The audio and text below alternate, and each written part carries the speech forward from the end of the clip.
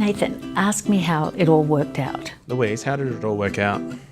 Well, in those first 2 red tape films, we speculated on what our world might look like if we let go of the curmudgeonly processes and we took our ideas to the world. So I'd say, actually, a lot of those ideas,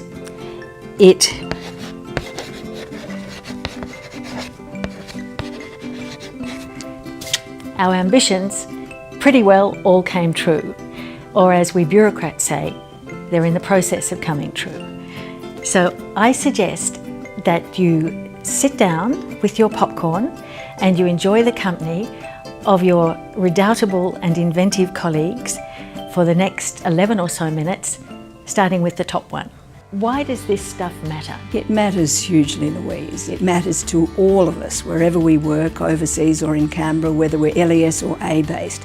We cannot implement the Foreign Policy White Paper without it, and we must guard against red tape growing back. Congratulations for all the cutting, but we must be on guard for the future. More cutting, none to come back. Well, Louise, I think what is red tape? Now, bureaucracy's got a bad name, and we need to give people confidence that we know what we're doing and we're always trying to do things better. As far as the world is concerned, that's the ecosystem in which we're working. It's changing at an historically fast level. We're focused on the Indo-Pacific. The White Paper has given us the objectives. So it's a continuous process of finding new and better ways to do things. Now, Jakarta, what can I say? Brilliant post.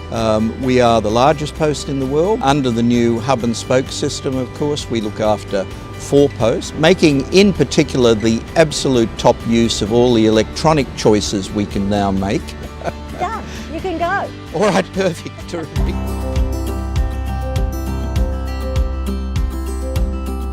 It's quite painful if you just do it in paper. Our IT manager, Malin, is amazing, and when we came to him with the idea that we really wanted to automate and make something better, he was like, yeah, I can do that, I can build you a system, this is what I need to do. With the automatic system, it's less than 5 minutes. Who will we start with? Our staff, they have jumped onto the great ideas of innovations and come up with great suggestions and solutions how we can do things better. They're very keen. Keen. Keen's great. Very keen, absolutely. Canberra does present to us, we're often a test case for them and we love it. Cutting red tape is a continuous exercise. We want to keep this momentum. It was really quite inspiring how people had grabbed the initiative, made changes, used new IT options, and it's for real. The ICN program has rolled out over 45,000 individual hardware items, delivered over 350,000 kilos of equipment, freighted close to 14,500 safe handbags to 110 posts. So, yeah. Well, I think, Louise, that London fits in right at the vanguard. What I think the White Paper has shown us, we are investing less human capital in administrative functions so that we can invest more human capital in diplomacy. Well, redesign's about removing a lot of the low-level transactional work at the spokes and transferring that to the hubs. We now spend about 10 hours on average per recruitment, whereas at our spokes that average is 50 hours, so that's a huge saving. I would definitely say the finance officer in Ankara, being able to find someone that's highly qualified that could hit the ground running and actually help train up their team was a real big win for us. We're all qualified, apart from him. We have alleviated a lot of the burden of risk in our spoke posts. So far we've done 20,000 transactions, so just a few extra transactions on behalf of the spoke post is only a small dent in our daily life. And there are certainly well over 100 people in this photo, whereas now our whole finance team could fit on this little couch and our empire is growing.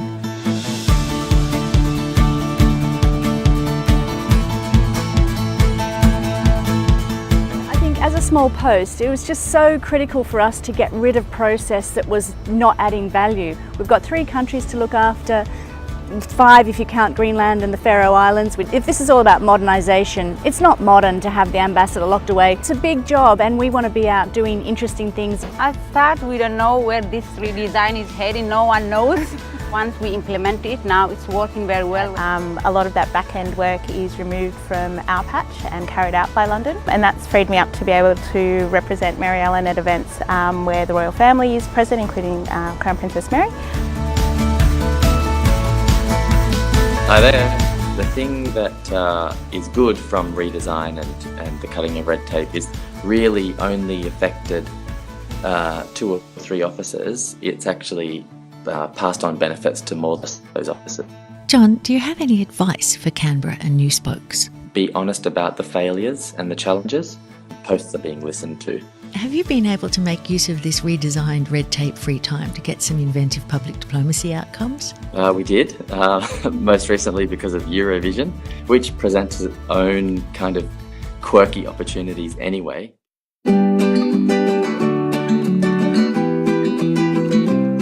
The world hasn't ended, we're still clean. What I'm most proud of is that all the initiatives that we've put out have been driven by the staff, by the LE, or the people at Post, or the people here in Canberra.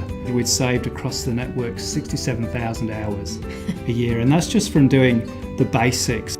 The further establishment and enhancement of those hubs and spokes prevent further red tape emerging. No, it's terrific. No. And can I say that our new app, can I segue to that, is 3 clicks and you're out of there. That's pretty impressive. Now we have the ability to build a prototype given to the experts, and then they play with it. They road test it, they kick the tyres. In some cases, people were still filling out receipt books and handing over a piece of paper. For me, I love that they can spend less time processing and more time with the customer. If it's fast, great. If it's simple, even better. And if it's available to everyone, then job done. Yep. We've reduced red tape, significant red tape, in the low value, low risk procurement. Yeah. And now our aim is to focus on simplifying the process. I'm most proud of inventing Buy Right, something that every government agency right now wants to get a hold of. And you can even access it on your phone. Look. Oh, Louise, well, there's 2 things that we're really proud of. The first thing has been the elimination of retention of credit card receipts for amounts up to and including $82.50. Over 62% of transactions were under $82.50, but they only represented 3% of the total value of credit card spend. Well, this is the other thing that we're really proud of, Louise. This is the Chief Financial Officer's blog. Yeah, I think like a lot of other South Pacific nations, this country is dependent on cheques and cash a lot, which of course cash is risky and cheques are problematic. Moving towards more of an electronic system will provide us huge efficiency gains and savings. I'll have less cheques with me. Currently I have to sign like 20 to 30 cheques when we go through the Transactive. That will be a massive improvement for me. I won't sign any cheques. I'm just looking forward to after he finalizes everything and then just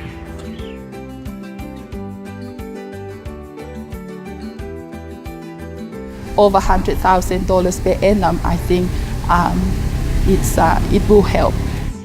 Do you know, it's really fun to be part of something where you're improving the department. We declassified around 95% of the security policy areas. So for our new posts that are being built with controlled areas only, they have access to all of the same advice and guidance as everyone else. And Rachel, on behalf of the entire global network, have you been able to do anything about the security clearances? Going forward, you'll never have to fill out those forms again. It'll all be done online.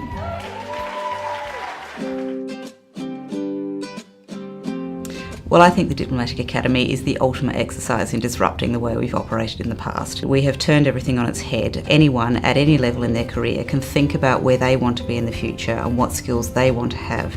What are your hottest courses? I'm happy to say that they are still our diplomatic tradecraft courses. All of our courses across the curriculum are accessible to APS agencies. What we're doing is developing international engagement tradecraft, as they say in the white paper, across the public service. We flipped that model and we turned it around to being a client-based model. So individual members of the team would look after a client. So if you are working with Defence, you would look after Defence's treaties all the way through the treaty-making process. We now have a complete one-stop shop for treaties. What's your favourite treaty, Ruth? Oh, that's an interesting question. I think the treaty we did with France on the submarine program was a really big one because it was interesting. It's once in a generation. Although the infrastructure bits are the boring bits, it's enabled what we think of redesign and red tape and many of the things that we do now. The next big thing for us is what does a modern diplomat look like and what does a global network look like. So the great thing about the pop-up embassy is that it shows that Australia can have a high impact for a low cost.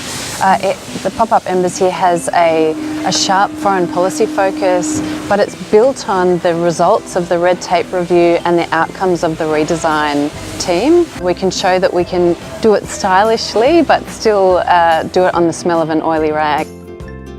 I claim the right to the last word, and on the basis of all that you've seen, I only have one thing to say.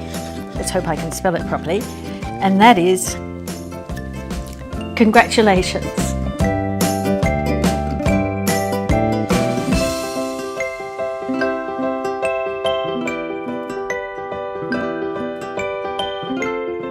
But for visitors, does the embassy feel like a fortress? No, not at all. No, I think the artwork, the showpiece that we have here to represent Australia is fantastic, and it's very welcoming. It's essentially a tropical garden.